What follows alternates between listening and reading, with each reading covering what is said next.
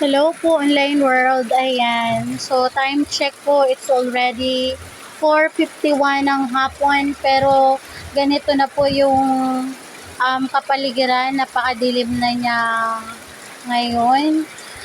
Dahil dulot po yan ng bagyong Pepito. So, ayan. Heavy rain. Tapos, malakas din yung hangin. So, ayan, yung upuan ng motorcycle namin, kinover ni tatay. Tapos, ayan, ang lakas ng hangin. Malamig, maginaw. Ayun. So, ayan siya.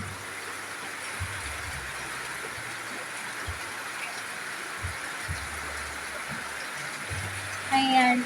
Bilang, remembrance or documentation, something like that, i-video natin ang ating kapaligiran. Para din ito sa aming mga mahal sa buhay,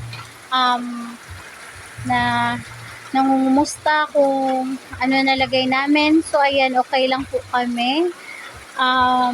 Safe pa naman po ang aming situation. Ayan po yung bahay. So, intact pa siya. Hindi ko lang po alam later on. Dahil habang gumagabi, ayun, lalong lumalakas yung hangin. Yung hangin niya ay talagang ganyan siya. Nagaganyan muna siya bago siya umihip ng napakalakas. Kanina nagkakalampagan yung mga bubong. Pero ayun, natalian na ni tatay kaya safe naman, ganun. Tapos, nawala ng kuryente kanina, pero ngayon meron na siya. Or, hindi ko alam kung ang gamit ba nila ay generator. Pero sa amin, wala kaming ilaw. Ayun. So, ayan ang situation here. Let's go to the other side. So, ang daming tulo-tulo sa bahay namin. Ayan. Kaya, tawag nito, ingat-ingat pag may time. So, kuhanin natin, ayan, natanggal na yung bubong namin. Yun, sa may CR, natanggal na siya. Let's check here. Nagsaing na rin ako kasi, ayan, nakaluto na ako. Nawalan kami ng tawag nito, gasol. So, ayan, kanina nung mga around 10, dahil pagka-uwi nila tatay galing sa pagsamba, ayun, pinutol ni tatay yung mga malalaking sanga ng puno para in case na lumakas man ang ulan, hindi siya mababali at mapupunta sa bubong ng bahay, hindi kami mababagsakan, ganun. So, ayan, wala pa masyadong hangin. So, let's check kung gaano na kataas ang ating baha sa tulay ng river. So, ayan, mag-umbrella tayo. Be careful tayo mag-walk kasi it's so slippery. Ayan. And then, let's check natin yung river. So, ayan, tumaas na rin yung water level. Tapos, ayun, may naka-standby na backhoe. Yung galing po yan sa City Hall ng Cabanatuan City.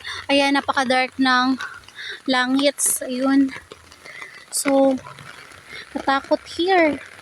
So, I'm going down na because naririnig ko na yung hagupit ng hangin. Ayan. So, ayan yung aming housey. So, ayan. Tara nang bumaba kasi it's delicate here. Ayan. For the content purposes. Ayan, let's go down na. because it's so dangerous there. Malakas ang ihip ng hangin. Ayan. So. Ayun yung ball ng aking anak. Nag-play sila. Iniwanan dito yung tatangayin ko ng baha. Ayan. Yung ball ng aking anak. Pati yung kanyang monster truck. Ayan, nakasabit.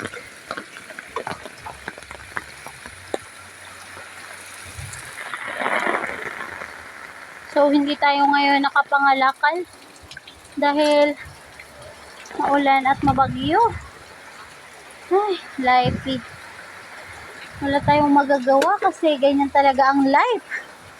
Ang magagawa lang natin ay manalangin dahil ang Ama lang, ang ating Panginoong Diyos ang may magagawa para tayo ay maging safe.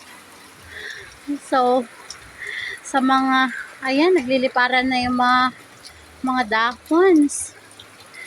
At dun sa kabilang tulay, yung mga puno, yung mga sanga, bali-bali na sila. It's so katakot talaga pagka may bagyo. Yung feelings na hindi ka mapalagay, ganun. Kaya kanina, ayun, chinarge ko na yung cellphone.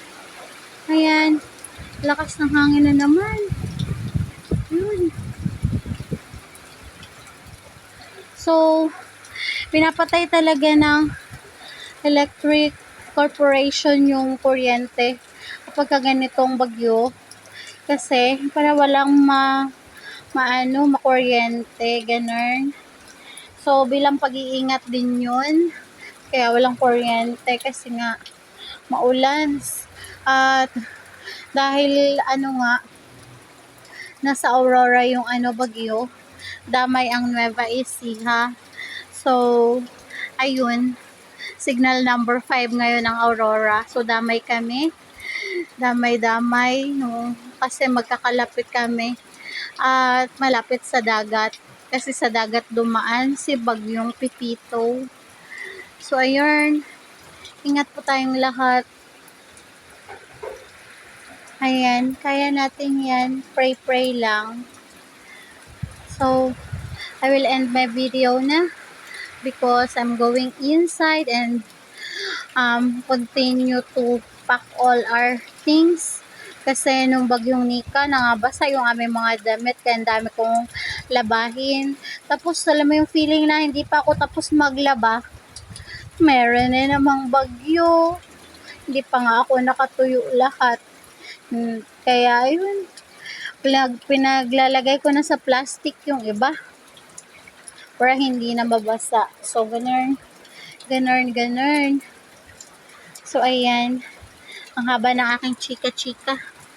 So, dito na pala ako sa loob ng bahay. Pero nakapayong pa rin ako kasi tumutulo ang aming bubongs. So, ayun. Ayun lang. Flex ko lang. So, bye-bye. Bye-bye po. Maraming salamat po sa panonood. Highly appreciated. Maraming salamat po sa inyong suporta at pagmamahal sa amin. Bye-bye po.